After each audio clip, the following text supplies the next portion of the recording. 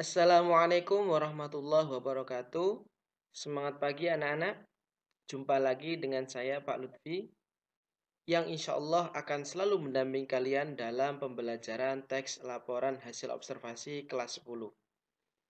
Pada materi sebelumnya saya sudah menyampaikan tentang kompetensi dasar. Kemudian materi yang pertama yaitu tentang pengertian teks laporan hasil observasi.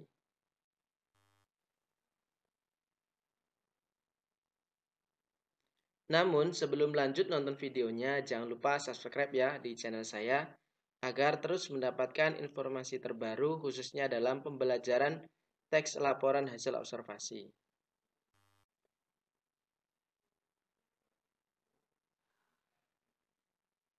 Baik, kali ini saya akan menyampaikan materi tentang struktur teks laporan hasil observasi. Video ini lanjutan dari materi-materi sebelumnya yaitu tentang pengertian teks laporan hasil observasi. Silahkan disimak.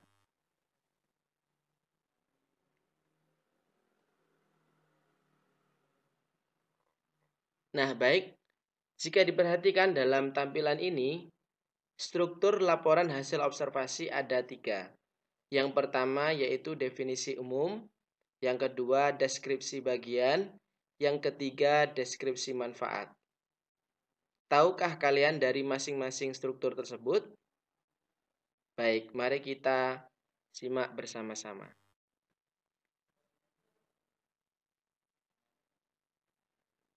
Baik, yang pertama adalah definisi umum.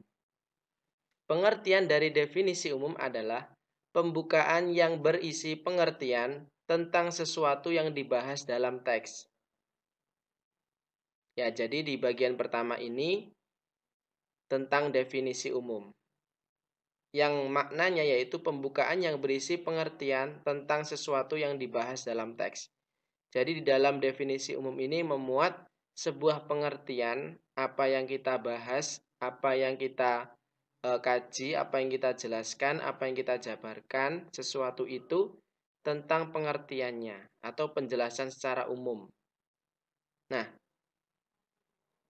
ternyata ada kata kunci yang harus kita pahami dalam memahami definisi umum. Nah, kata kuncinya di sini yaitu yang pertama kata adalah, yang kedua ialah, yang ketiga merupakan, yang keempat yakni, yang kelima yaitu, dan yang keenam disebut juga. Nah, inilah sebagai tanda dari definisi umum. Baik.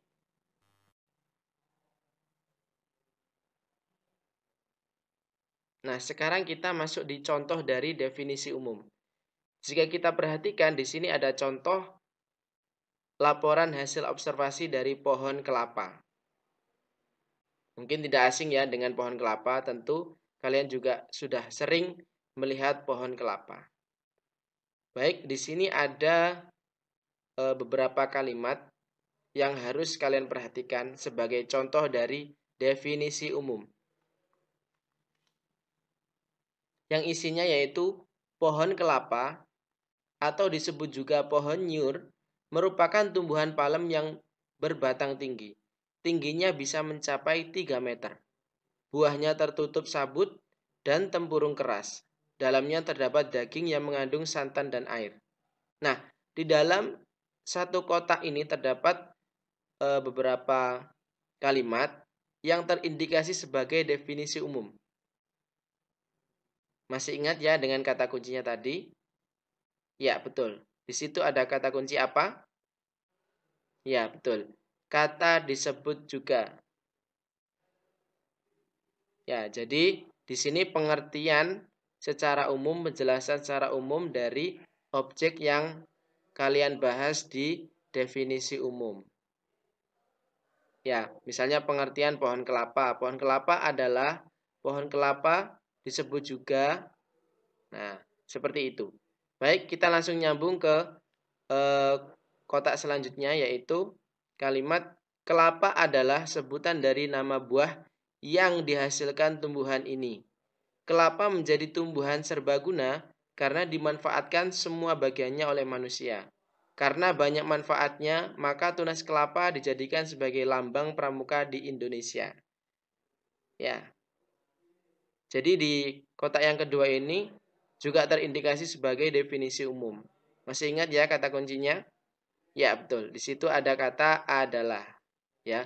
Jadi pada intinya dalam definisi umum ini yang harus kita perhatikan betul yaitu kata kuncinya.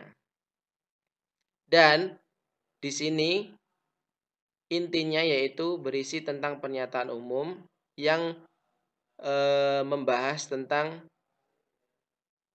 objek yang akan kita bahas. Ya, intinya pernyataan umum atau pengertian dari objek yang akan kita laporkan. Oke, jelas ya? Baik. Kemudian yang kedua yaitu deskripsi bagian. Nah, penjelasannya atau pengertiannya yaitu bagian yang berisi penjelasan rinci dari sesuatu yang dilaporkan. Nah, kalau kita melihat dari definisi umum yaitu kita membahas tentang pernyataan umumnya atau pengertiannya. Sedangkan di bagian deskripsi bagian ini yaitu kalian diminta untuk menjelaskan rinciannya, bagiannya.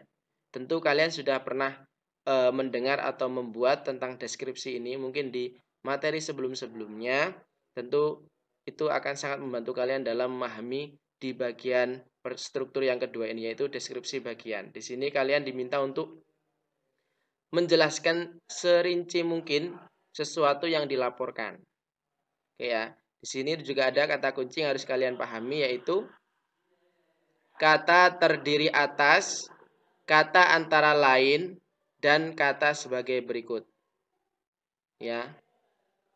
Nah, di sini kata kuncinya yang harus kalian pahami terdiri atas, antara lain, dan sebagai berikut. Oke, lebih jelasnya mari kita simak contoh deskripsi bagian.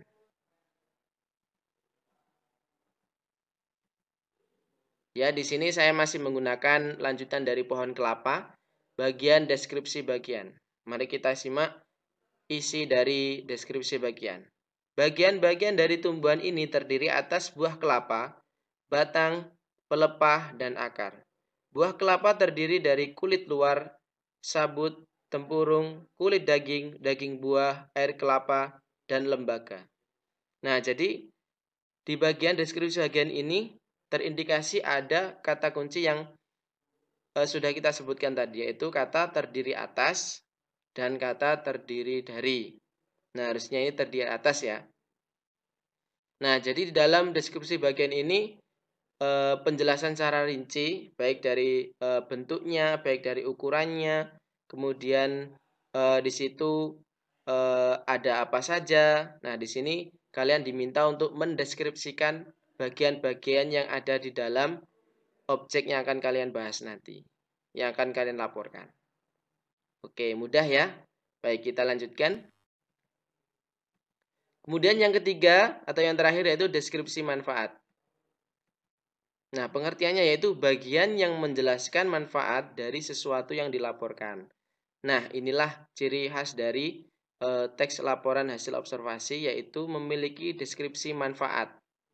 Ya, jadi setelah di awal tadi dijelaskan pernyataan umum pengertiannya, kemudian yang kedua yaitu dijelaskan, dideskripsikan bagian-bagiannya, kemudian yang terakhir yaitu dideskripsikan manfaatnya. Tentu apa yang kita lihat, apa yang kita amati, apa yang kita laporkan nanti harus memiliki manfaat. Baik, mari kita simak contohnya. Ya, ini contoh dari pohon kelapa. Manfaatnya apa kira-kira ya?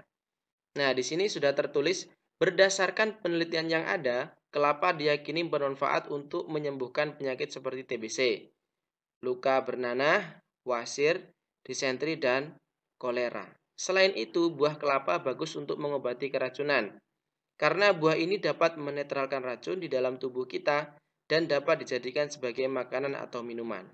Ya, jadi di bagian yang ketiga atau yang terakhir ini, kalian diminta untuk mendeskripsikan manfaatnya, entah untuk kesehatan, untuk mengobati rasa sakit, maupun yang lainnya. Oke, mudah bukan? Baik.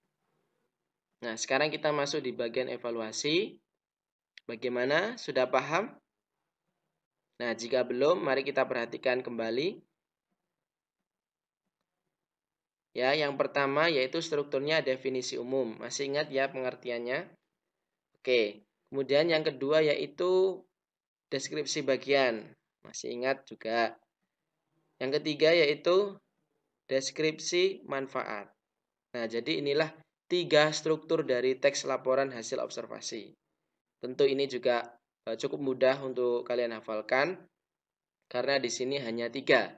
Yang pertama definisi umum, deskripsi manfaat, deskripsi bagian, dan yang terakhir yaitu deskripsi manfaat. Ya, tadi juga sudah diberikan contohnya, silakan dipahami dengan sebaik-baiknya agar nanti dalam memahami dan mengaplikasikan di dalam pembelajaran juga lebih jelas dan lebih baik lagi. Ya, baik. Terima kasih sudah memperhatikan, sudah menyimak, sudah menonton materi struktur laporan hasil observasi. Terima kasih sudah menonton. Semoga bermanfaat. Terima kasih sekali lagi dan wassalamualaikum warahmatullahi wabarakatuh.